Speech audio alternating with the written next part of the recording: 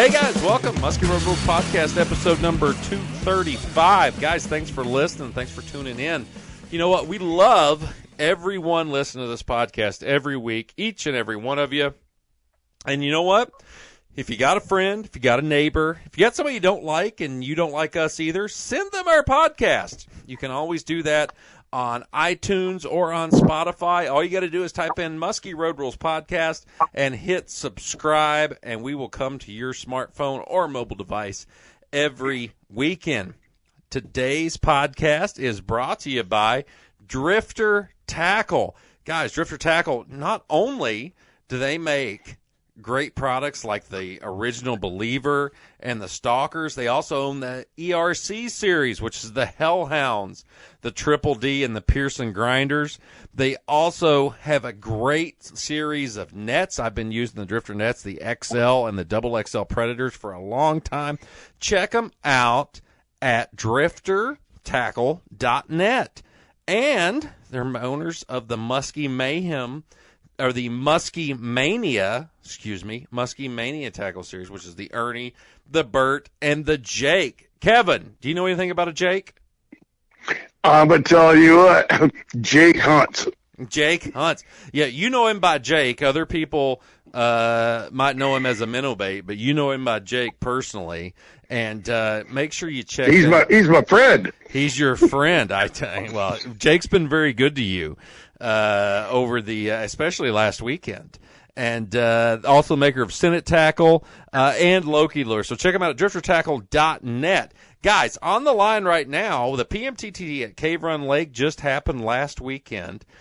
And I've got on the first place team, which is Kevin Nash and Jared Donner. How you guys doing? Good. All right, good deal. And I've got titties and beer here, man. Oh, my God. It sounds – Kevin's ready. And then we have the second place team, which is Grant. Grant, pronounce your last name for everybody. Bloomrick. All right, so it's better than I was going to say Blummerich. That's close. That's what everybody says. That's the Eastern Kentucky pronunciation. Actually, I think that's a horse in the Derby this weekend. So and then we have Blake Bushman. Is that right, Blake? That is correct. Yep. Thanks for having me. All right, Blake's in their second place team. And the third place team, we have one of the two. We have Chad Conway. Daryl Caesar couldn't make it because he's busy getting a mani-pedi tonight. And he just can't do it. He's getting his toenails shaved off. And Chad, how you doing? I'm doing good. How about yourself? I'm doing great. So, guys, you're down here at Cave Run last week. Let me ask. I'm going to start with Chad, the third place guy here. Now, Chad, you grew up down here. We fished when we were younger. You've known this lake for a long time. Did you guys pre-fish much? I mean, your partner moved to Florida last year, and did you get to pre-fish much? No. He come in Thursday night, and I told him it was going to be 89 and sunny, so I made sure he'd show up, That's up here. Good. Oh, you lied to him, right? Well, yeah, I mean, it's a Caesar. You have to keep him guessing on that. So you guys pre-fish. Did you guys even fish at all, or did you guys just mainly look around? We looked around. I went out Thursday and just looked around, and then Daryl came Friday, and we went out and just look. Okay. And, you guys got third place in a place that, Daryl knows very well.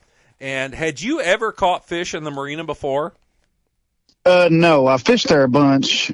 And, I had the confidence in it, but it just never hooked up on anything there. And finally it happened on the first night. But it didn't work out for us. We ended up losing that one. Mm-hmm. Yeah, I remember talking to you about that. You stayed at Hotel Thomas on the water, so I remember talking to you about that. Now, Grant and Blake. Now, where are you guys from? Minnesota. All right, what part of Minnesota? We're Forest Lake area, which is about 25 minutes northeast of Minneapolis, St. Paul. All right. So now, Grant, Blake, how many times have you guys fished Cave Run, or was this your all's first time down? What? No. How'd that work? This was my second. Yeah, and I've been down. Greg, my first time down was the COVID championship.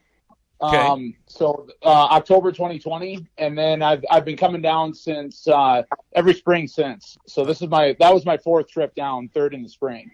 Okay. All right. So, I mean, let me ask you this. I mean, you're coming from Minnesota. And I've spent years in Minnesota, and it's mainly a weed, rock-based fishery, depending on what lake you're on. More in the cities, you're looking at more weed-based.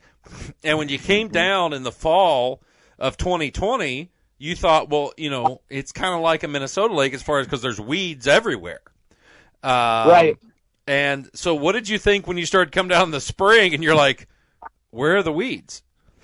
Yeah, so that spring of 2021, if you remember, the water was very, very high. Oh, and, yes. Yeah, and they had done that, they were pulling water, I think right up until the time we got there. And I have learned, that those rapid pull downs can really, really mess things up. And so, yeah, that spring of 21 was very, very strange. It's just you were basically looking for, pure structure, bars, brake lines to the channel, things like that, because obviously the weeds were completely non-existent at that time that year. Sure. I mean, it is a big difference and stuff. Now, did you guys pre-fish much? I mean, kind of give guys an idea of how much time you spent down here before the tournament. Because here's the deal. I mean, a lot of guys talk about wanting to fish the PMTT, and you guys are from Minnesota, which is, just about the furthest place that most people drive to come down and do this. How much pre-fishing did you do, and, what was your game plan when you come down to the lake? Blake, you want to take it? Sure. We pre-fished on Wednesday. We got in late Tuesday. We pre-fished Wednesday. And we pre-fished on Thursday and kind of figured out our spot actually did hold fish. So we took Friday off and kind of slept in and rested up. And that's what we started with on Saturday morning. Well, yeah. And go ahead. Part of that decision was Friday, most of the week, Friday looked like it was basically going to be a washout, according to the weather apps that we were looking at. So we kind of did extra work Tuesday and Wednesday, anticipating that we might not be able to get out there on Friday. And it ended up being okay. We could have went, but we just said, you know what, why go mess with that? Let's just leave it and go there first thing Saturday morning. All right. Now, Kevin and Jared, you guys won the tournament. You guys had 5 fish, which I would call gluttonous, if it was me. What? Now, Kevin, you've been down here, Jesus, way too much. You should have to pay taxes in Menifee County, which that means you owe us $4.37. And Jared, how long have you guys been fishing together? This is our 5th season together. 5th season. Jared, Yep. How the hell have you fished with Kevin? I mean, he's an honest uncle. He's the one that put a muskie rod in my hand. So, that's just becomes part of the territory. Kevin, did you ever think you would be called uncle? That you would live long enough to be an uncle? I'll tell you what. That little wild-eyed 10-year-old used to meet me at the dock up in Canada and go, Kevin, how'd you do? And we started talking, and I started to get to know his family. And actually, his oldest sister was the one that would figure out my electronics at 13 when I had trouble. That sounds about right. Yes. Yeah, well, yeah, I'm a Luddite. I got it. and Jared and I, then I told him, I said, said when your parents think you're old enough to fish with me, and if I think you're old enough, and if they trust me with you, I'll start taking you out half days. He has bad And we parents. did. I put the first muskie rod in his hand. Nice. Well, and he's also the first one ever spoon-fed me turkeys too. So we traded bad habits. Well, that's a good thing. Now, Kevin, you came down pretty much. Did you get down on Monday? Well, I got there Monday long enough to get drunk. Well, that's shocker. Yeah. That well, you get drunk with the boys, you know. Yeah. That seems to happen at Mountain Muskie Lodge. Yeah, it is. That it's in the air there. So you got down on Monday, Jared. You got a wife, kids. You didn't get down till when did you get here? Yeah, I got a wife, kid, and then my wife's due like May 25th, so I didn't get there till Thursday early morning, and I drove all night, slept 1 hour, and went straight to the water. Oh, I know that feeling. So you guys got. So how did pre-fishing go for you guys? Didn't see a fish. Well, that's no, good. I did see a fish, but see, this is what I do. See, in the past, I pre-fished my spots, and every tournament where I have caught a fish every day, I sucked in the tournament, never caught a one. And so I finally got it through my head. I'm scouting. I'm not burning fish. I'm scouting. I'm not burning fish. It's nice to have a confidence fish, but it ain't necessary. I'm looking for bait. I'm looking for this. And I'm out. I'm fishing the waters that everybody tells me, oh, yeah, we're moving fish here, we're moving fish there. And I know these spots on the lake and this and that. I know where they can be and will be and should be. And I fish those spots. But I say my spot's really for tournament day. Well, and let's face it, Kevin, you've been fishing Cave Run. How long have you fished it? Not near as long as you. No. But I what was it? I didn't come to Cave Run until the third year of the PMTT, and I came with Steve Dussel, and he was the one that took me further up the creek. Mm-hmm. And we took fourth that year. Yep. That's when Ramsey took first. Bill Ramsey, yes, sir. I fish with Bill every spring, him and his boy. Yeah. They got some fish. So, well, let's talk about it. Chad got third place in the PMTT with his partner, Daryl Caesar, who's getting a mani-pedi right now. And Chad, kind of give me an idea of how the tournament went for you. Well, this was my first PMTT tournament. I've been wanting to fish it for years, and something always came up, but this ended up being the first one. And I was lucky I got to fish with Daryl because most people would call that a sentence instead of lucky. No, he's a good fisherman. I give most of our credit to him because he jigs a lot. He's scary on the water. He's a good stick. Yeah.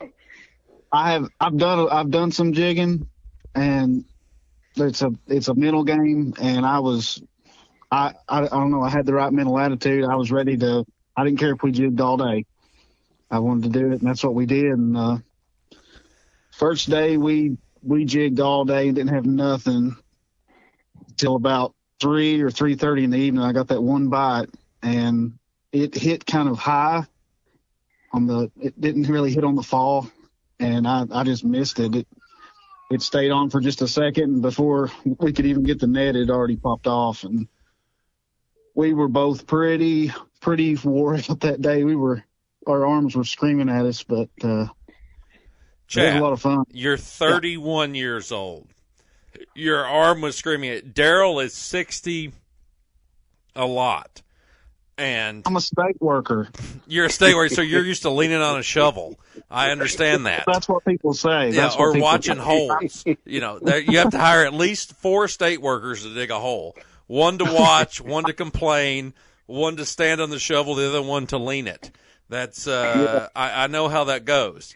But no, I was actually in the marina. We got there. We were probably in there about a couple hours before you guys got there, and had been fishing it, and we were pitching tubes and different baits up in the stalls, working them out because like Daryl knows, and a lot of people know, the bluegill and the shad. I mean, the shad. Let me ask everybody here: how many of y'all guys were raising shad?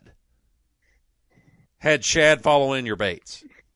Oh yeah, that was quite a bit there around the. Grant, Blake, did you guys have fish falling in your bait? Shad falling you in? Pre-fishing, there was one that did happen. I guess I didn't know it was following, but now that you say that, that would make sense. Yeah, I mean, Kevin, Jared, did you guys have any shad following you in? Nope. Well, I had a few on mine.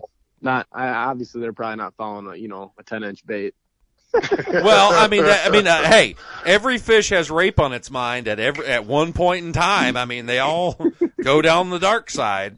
Actually, we, usually there's a lot of times when I'm on the cave when I make a fucking cast, I fucking scatter shit, just scatter them, and it always gets me a little bit pumped up.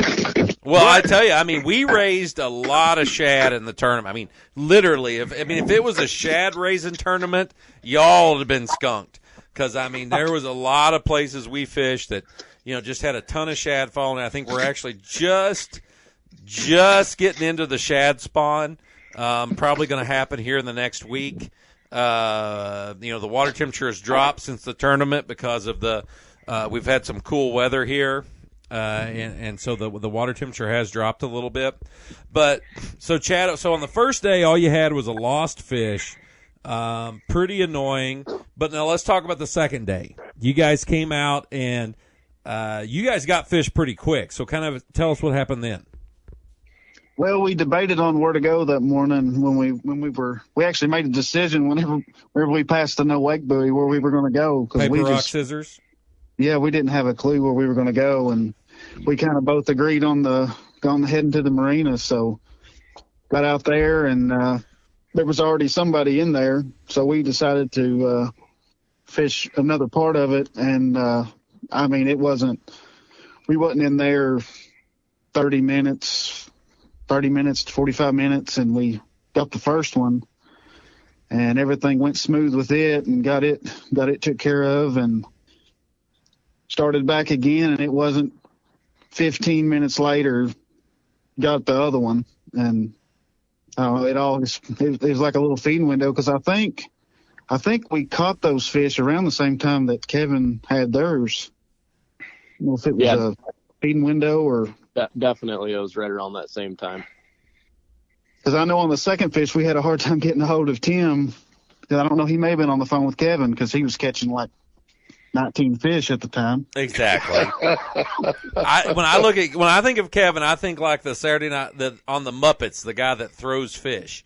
That's exactly what I think of, or the Swedish Chef. I'm a Muppet. Oh, check you out. Exactly.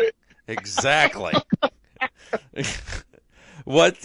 So you got two fish. You got a 36 and a 37. Yeah.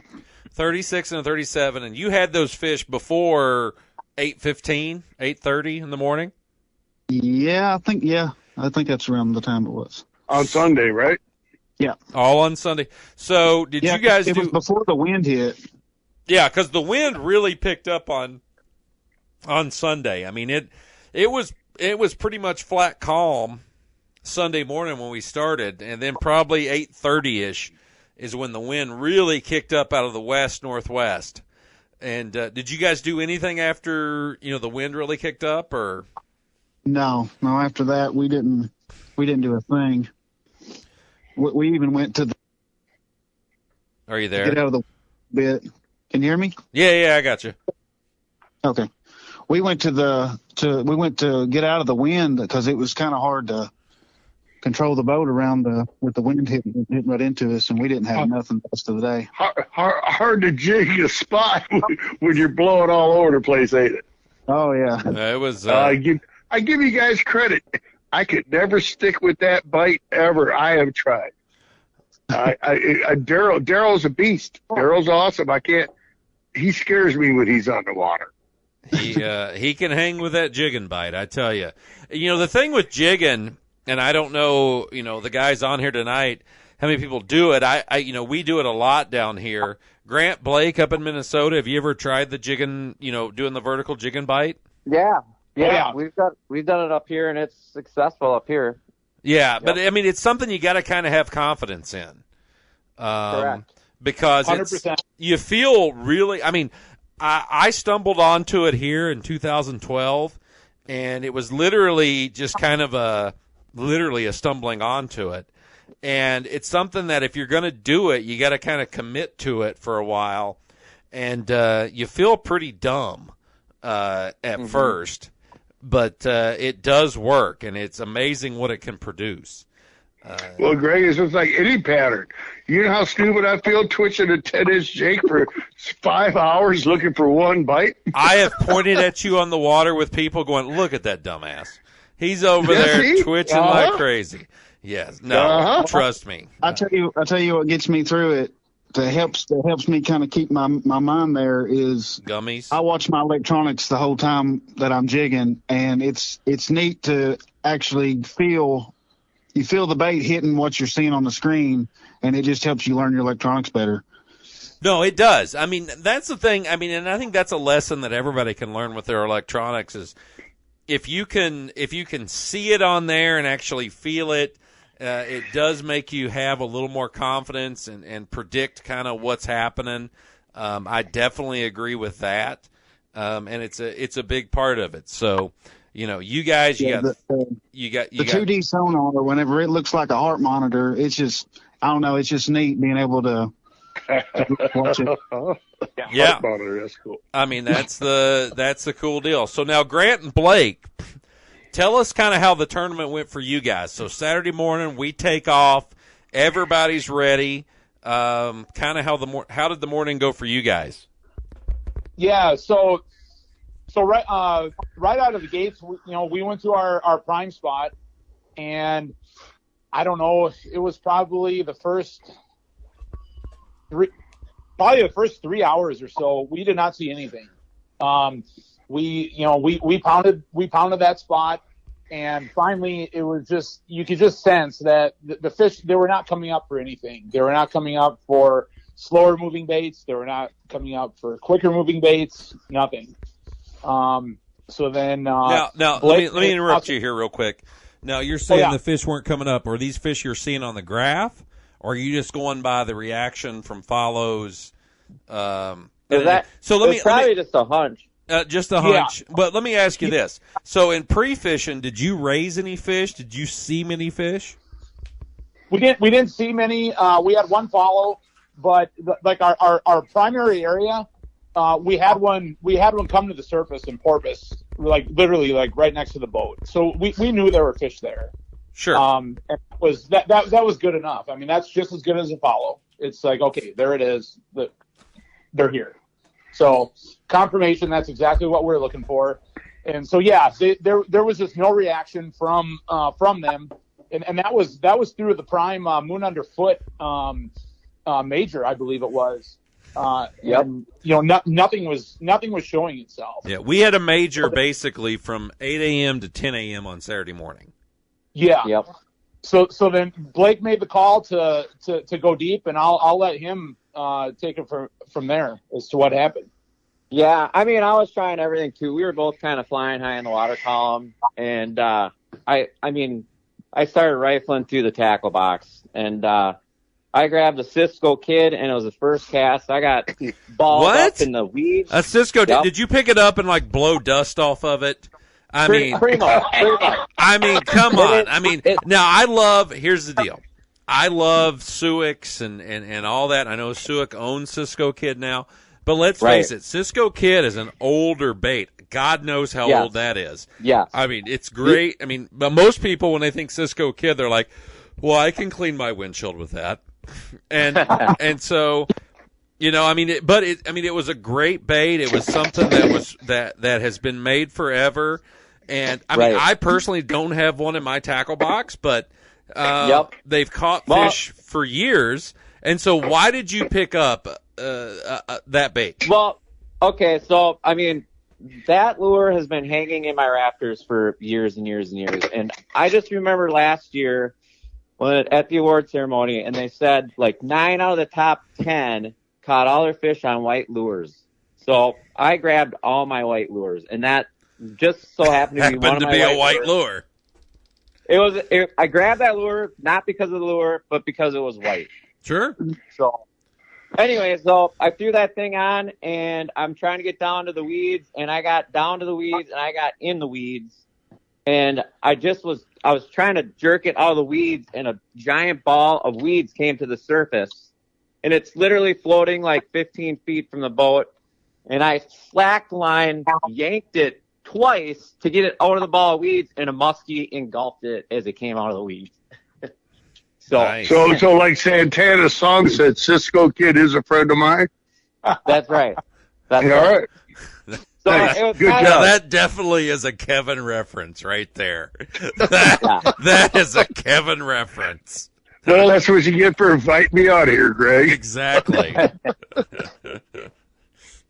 So it was kind of a fluky deal, but it kind of, okay, they're down in the weeds. That's where they're at. We got to go down and get them, and we kept doing it, and we got another one doing that. Cool. So now, like the Cisco Kid that you got, now I know they make different models of it. Is it a floating? No, it's the Husky 600. So that's the big one. Like, so give me a bait that it's a similar size of. It's the 7-inch. It's the second biggest one. Okay. So is it like the size of a baby depth raider, or is it the size of a full size? Yep. Yes, it's the same size as a baby depth raider. In fact, that's what Grant maybe threw on. Yeah. That was the closest thing that I had to match it. It's maybe just it might be just slightly in between a baby depth raider and a regular size depth raider. Sure. Just 'cause it's got a bigger lip. Okay. But yeah. So when you were doing that, let me ask you this, because here on Cave Run, the one thing that we've struggled with, used to have, Kevin can probably remember in some of the fall tournaments here, we used to have, especially turkey bowl stuff, we used to have a lot of milfoil in this lake. Mm-hmm. Just an absolute ton. Every shoreline, every inch of every shoreline had some bit of milfoil. And in the last 5 years, we've really lost that. And now we Thank God. have shut up, Kevin. That was my moneymaker. Jesus. Hey, well, Greg, I just want you to know, it's not all about you, I don't like that milfoil, and it's not all about you. Tonight it is. The milfoil is something that to me was really good down here, and now we've got this stringy the hydrilla. Sweet. I don't know what it is. The devil's I think that's what we were playing in. Yeah. So was it the stringy stuff, or were you in the milfoil? No, it was like some stringy stuff, man. I don't really know what it was. That's that pondweed. And actually, Greg, I want to apologize because when you were talking hydrilla, I went when you're talking milfoil, I went to hydrilla. I hate the hydrilla, love the milfoil. Sorry, I misspoke. Sorry. You're a gentleman and a scholar. No, I'm an idiot, but I do know how to apologize when I'm stupid. So yeah. I'd vote for you for president. I do love that. I do love the milfoil here better than that bushy pondweed. Yeah, because that's hard to fish through. It's very hard to get baits through. So you guys were probably working pretty hard to get your baits through that, weren't you? Yeah. That's what I told Grant. I said there might not be any of this stuff left when we're done here. Good. We were yanking it. Yep. No, it's really, really tough. Now you guys got both your fish on Saturday, and you had what? You had a pair of 37 and change, or? Yeah. Yep. That's what you guys had. So now let's talk about Sunday. Sunday came around. It was calm in the morning. Then, the wind came a little bit later. How did Sunday go for you guys? And also Saturday, did you guys raise any more fish, or was that the only two fish you seen? No. How did that work? That was it. But I will add, the sixth place team, they were a flat over, and they caught a fish. I don't know, it was right around noon, and we could see it was a good one, and then that's when we popped our second one. If you look at their picture, we're probably in the background of their picture. So is that the doctors that got the 43? Yeah. Yes. Okay. Yep. Well, if you'd have turned around, you'd have got me in the picture. I was just on the other side of you guys. Right. But yeah, so did you guys have any more action there? No. No, that was it. Yep, that was it.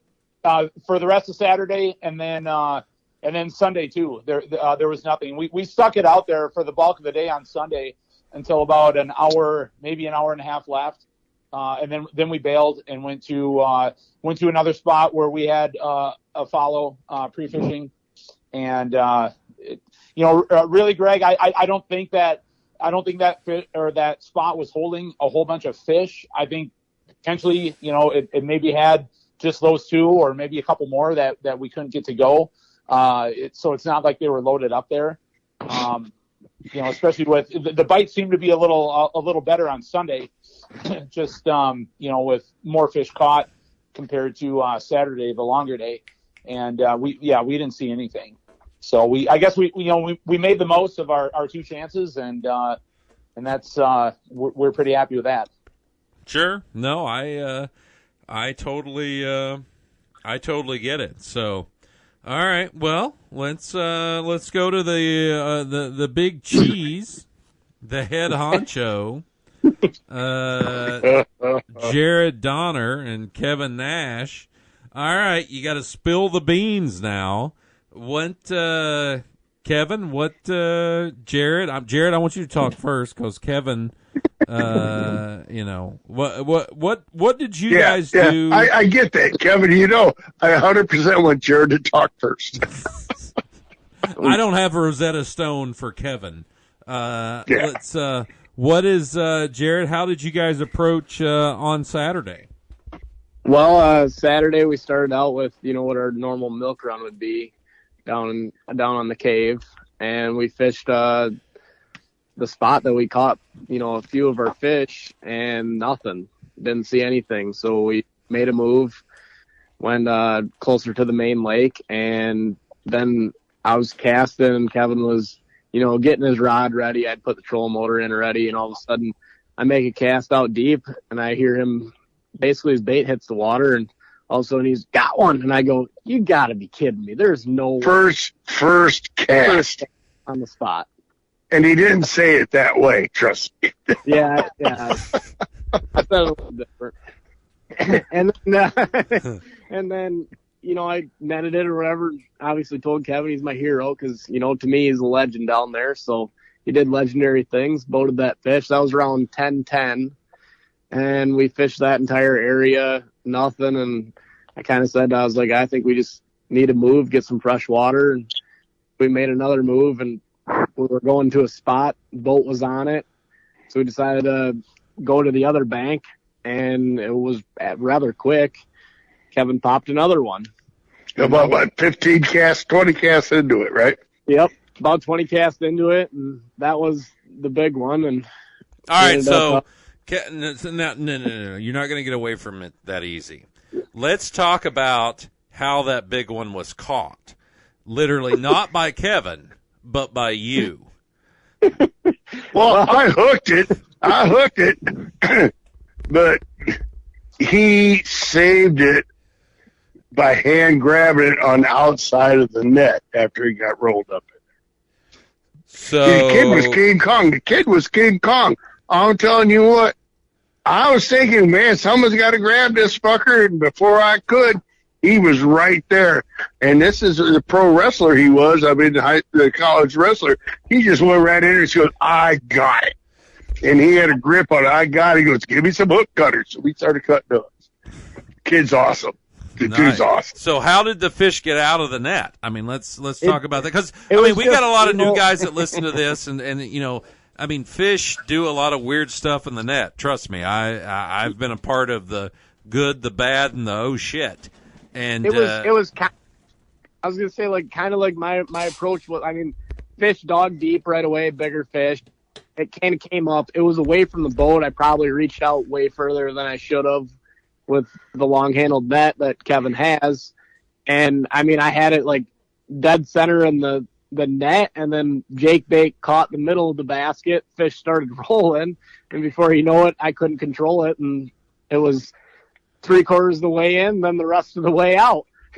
Yeah. And I instantly just brought the bag in and grabbed it. She might have been a big green. But you know how tournaments go. You don't want to wait. No, you know how tournaments go. She might have been a big green. So I'll tell you what, we did the best we could. And I'm telling you what, my partner, I mean, I might have caught that fish, but my partner impressed me. He caught that fish as much as I did. Just like when I fished with Tony, my partner is as quick as lightning. I mean, I get it. I get it. And I mean, I guess like my main thing was, you know, the first muskie I ever hooked with Kevin in Canada went in the net and flopped out, and we didn't grab it. And, you know, I was having that kind of flashback. It's called PTSD. Well, his very first muskie up in Canada, he's used to walleye fishing. He got it close to the net and he gave it slack. Well, it's called. It was done. It's called. I was waiting for him to pull it into the net. I feel so bad. I got this 13-year-old kid that works so hard, and he's pulling it into the net. And once he got it close, he just slapped the rod.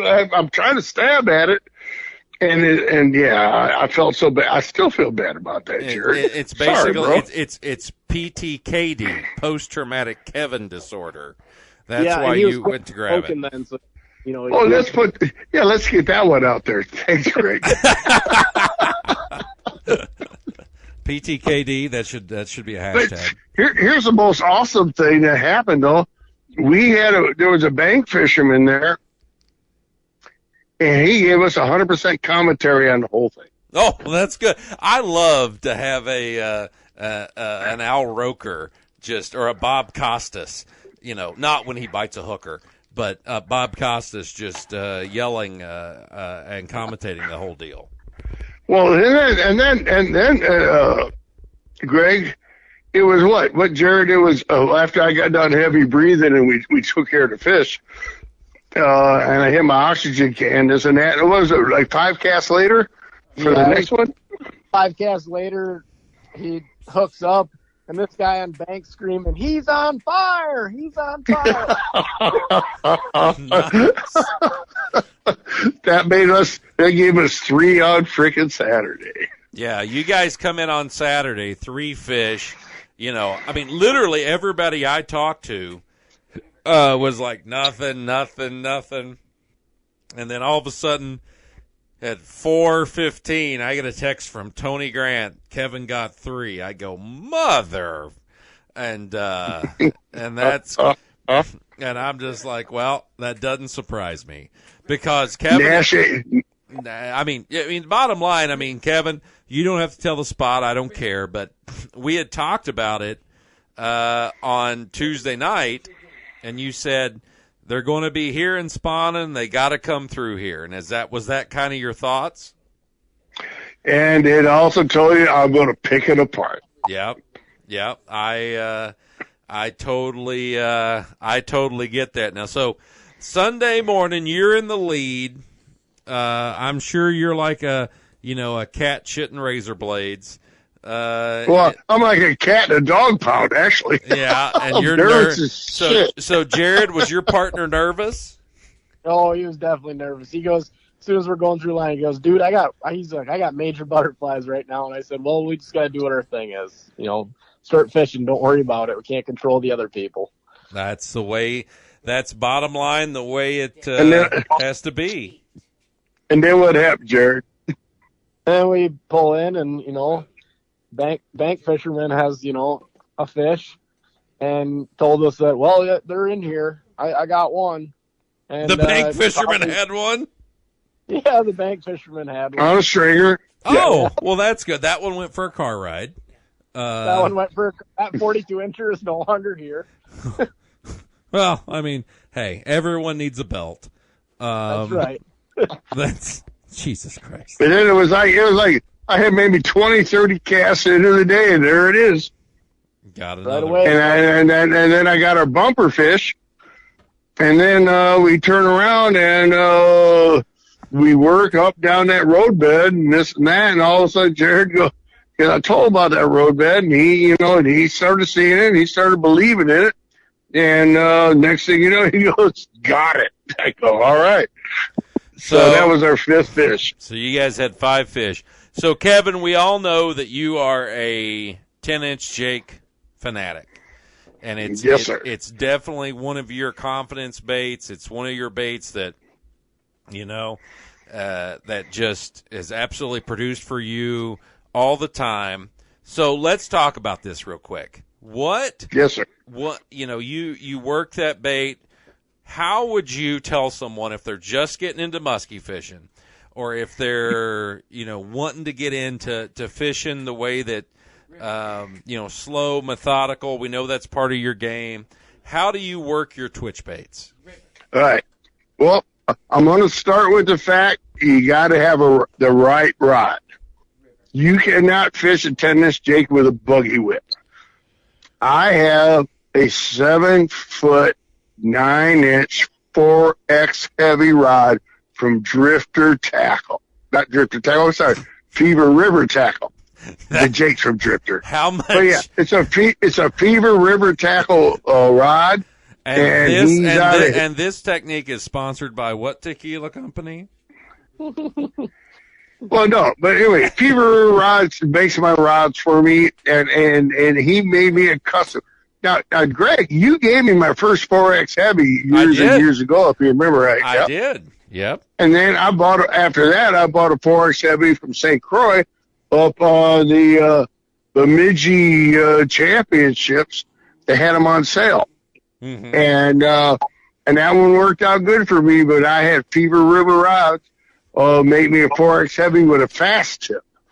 And that's how I pop my 10-inch Jakes. So when you're saying, Kevin, when you say a fast tip, for people that don't know what that is, what is a fast tip? Well, it's not a stick all the way. It's not a pool cue all the way up. At the end, there's some bend. Sure. No, that's great. I mean, I think that's important for people to know. Chad, are you writing this down? I don't hear your pencil. Oh, I'm taking mental notes. Are you running the steel leaders or fluorocarbon when you? Oh, 100% steel. Do you weight your jakes or anything? Nope. To get them down? Nope. So, Kevin, but I slackline my jakes. I pop and slack. So now, because I want that bait to move. Jared, you see me. You probably watch it. I'll pop that thing up and down and slackline it, and you'll see that thing walk the dog like a glide bait, right? Yeah, it pretty much comes in like a big glide bait, if I had to say it. But I also am in the back of the boat and think that every fish that I'm casting that's either spooked or been caught. I'll tell you what though, bro, you moved 3 on Saturday, and then the one you moved got us back into where we were going to go on. So Kevin, so you're working that bait. Now, the one thing that I know by fishing with you a little bit and watching you actually work your bait, because a lot of people, when they think twitching, it's all down. It's all a downward motion with the rod. You do a lot of up twitches. Well, yeah. Oh, okay. What? So let's talk about. If I remember right, me and you, because you showed me the Lexington staircase one year, and in November we went down that shoreline. Yep. And you caught and one I had there one actually on the old Jake, twitching it and working it over some trees. I think I had a couple that day, if I remember right, and I had one that jumped right in the boat. Yes, we did. Said hook on it, and that was great, Greg.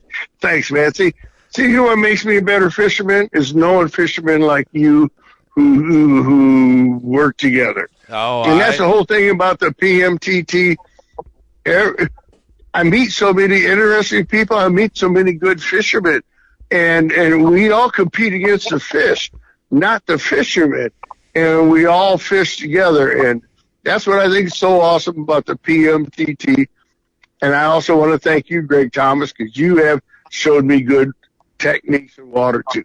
Well, I definitely say it's mutually the same, because your jig techniques and stuff have definitely opened my eyes to stuff. The using big baits, in the spring, and getting fish to go on them is definitely something that I have learned and come from and found pretty awesome. I mean, it's amazing. Now, Jared, you mainly throw rubber. You throw a lot of rubber baits, don't you? Yeah, I pretty much follow him up with rubber. But, I mean, even after he caught his fourth fish, I looked at him and said, I think I need to put on a jake bait. And I told him, I said, don't you dare keep that rubber on. And then what I go, like 40 minutes later, you said, get the net? Yeah, I finally felt like I made my team worth, when I finally stuck one, because otherwise I was like, geez. But see, that's what makes me and Jared a good team. I mean, look at us in the championships. I was fishing jake, he's fishing rubber. That tournament, I only caught 2, and he caught 3.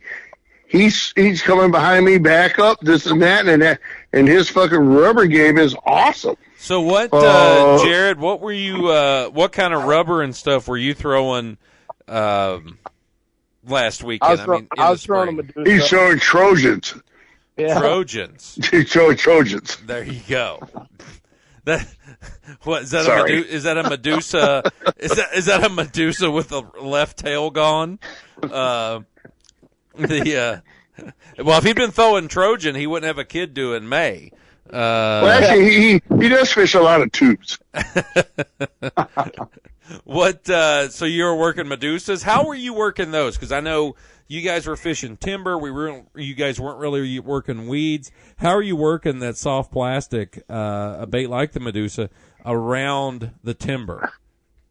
I mean, I was kind of like, I kind of make like casts around like the tips and edges of it. Just, I mean, I know Kevin's with his twitch baits thrown right on top because he can float out, and I kind of just hop the sides of it, I guess. And they're always hitting on that drop. And my biggest struggle is in the spring, because I usually like that rubber bite picks up later on, is that I'm always hopping it way too fast. Sure. And like this, I was really focusing on slowing down like those hops so that they had a chance to catch it. Otherwise, you know how they are. They're kind of lazy and they'll just roll up. And that was pretty much what that fish did. It was rolled up and got it. But it was mainly because of those pauses being so slow. Sure. So, I mean, like, guys, this is a question for everybody.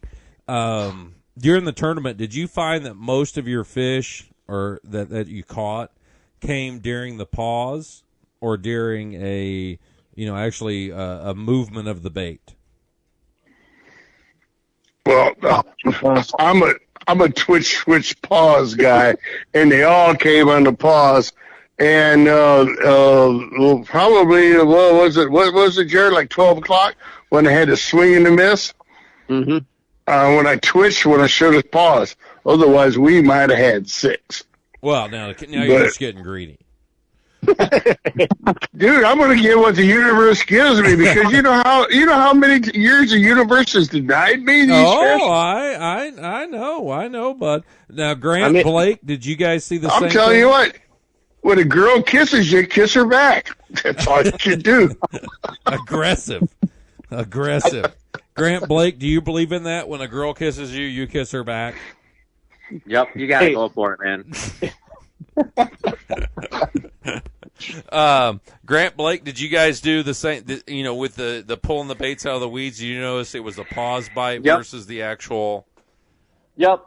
I'd say it was the pause for sure. Yeah, the pause and I think the contact with cover during the pause, I think that was probably our key, whether it was the weeds or I think the second one was just outside the weeds, and it was ticking the bottom, the cleaner bottom.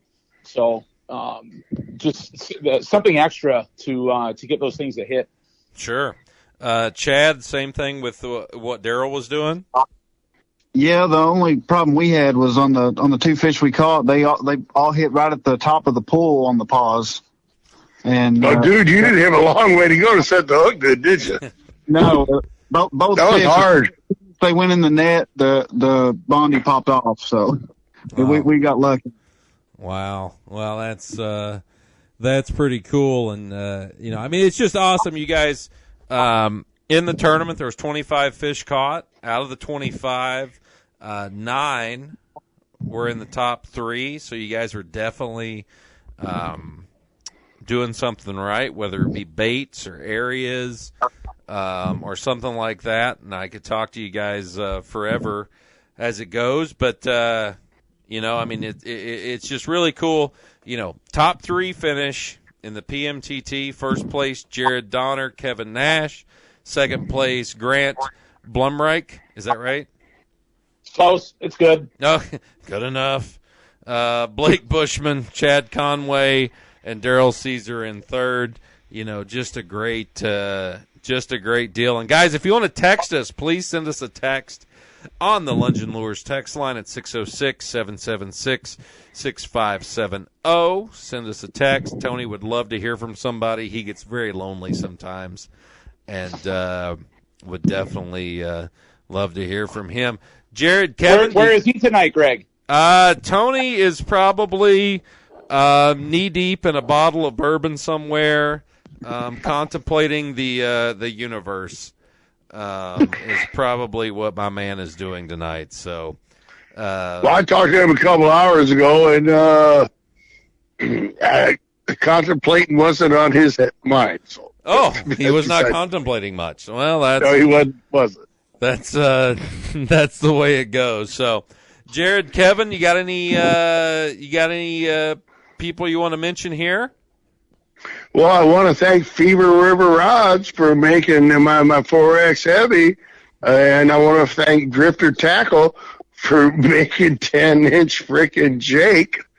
And I want to thank my partner for believing in me, sticking with me, even when everybody else said they were catching fish everywhere else, and I hadn't seen nothing. He still stuck with me, and so thank you so much, Jared. Thank you.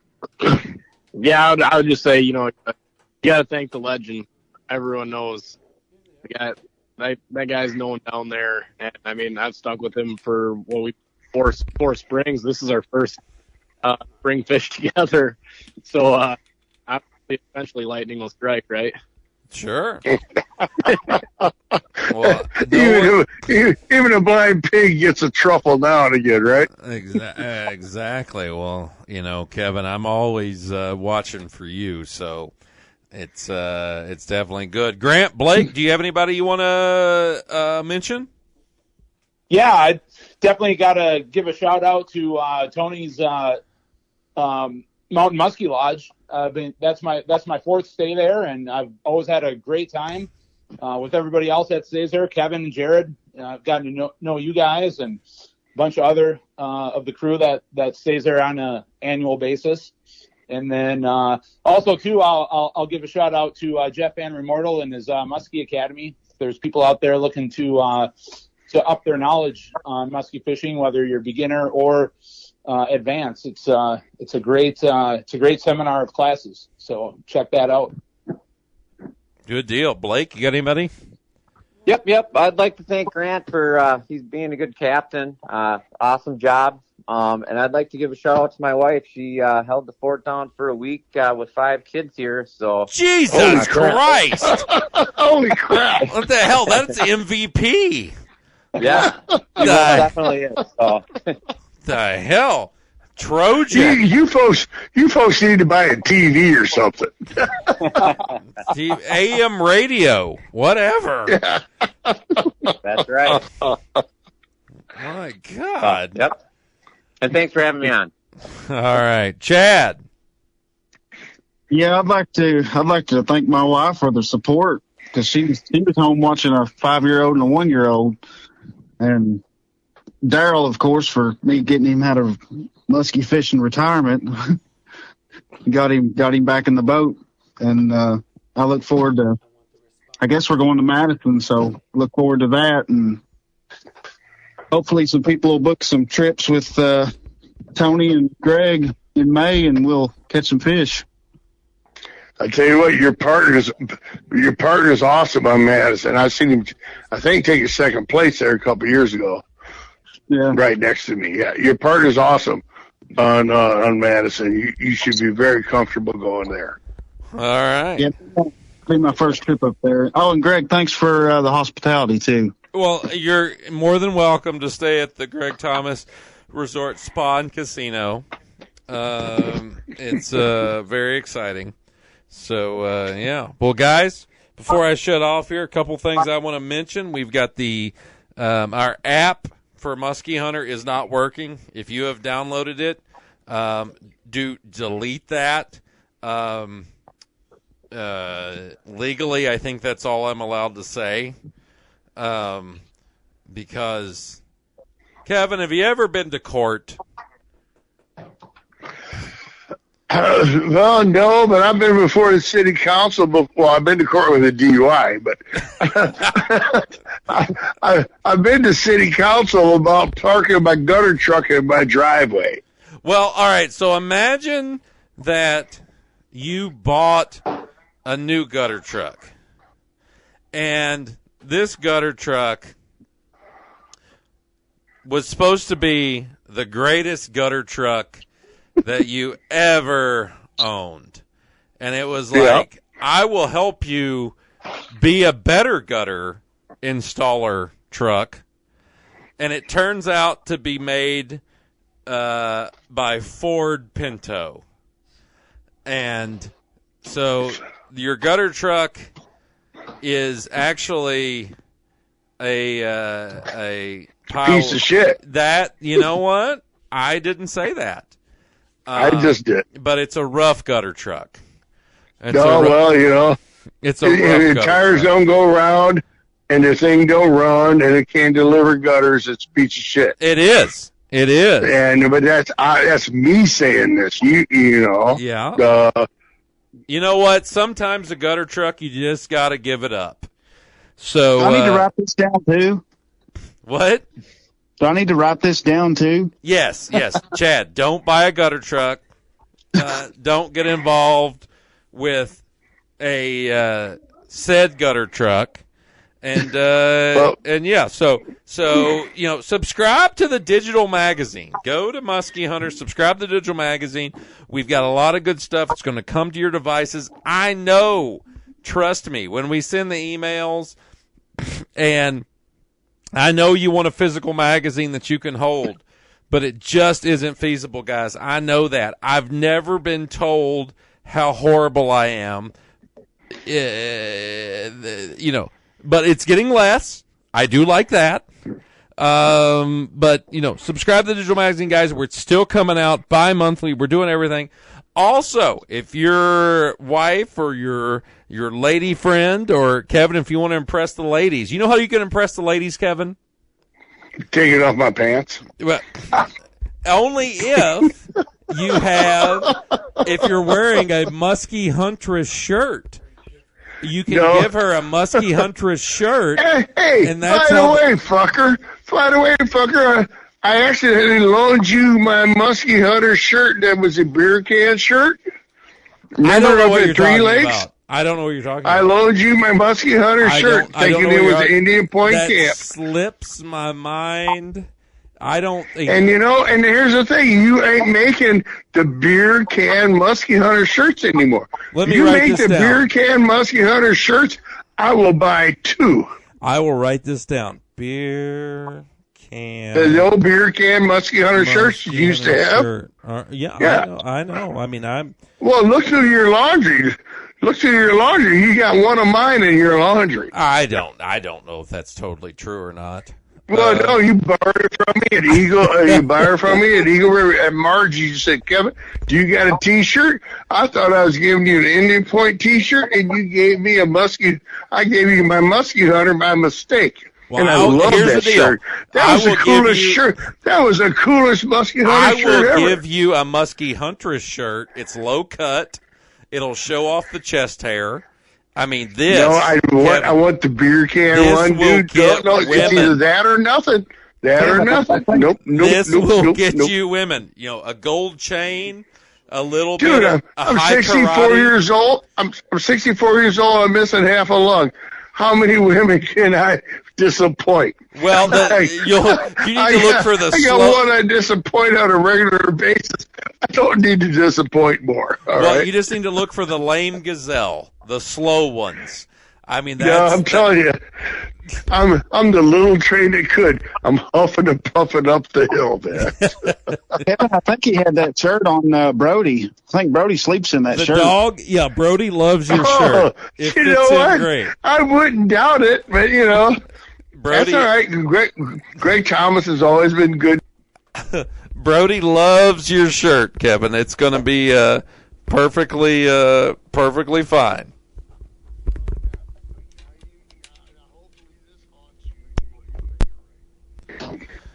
Yeah.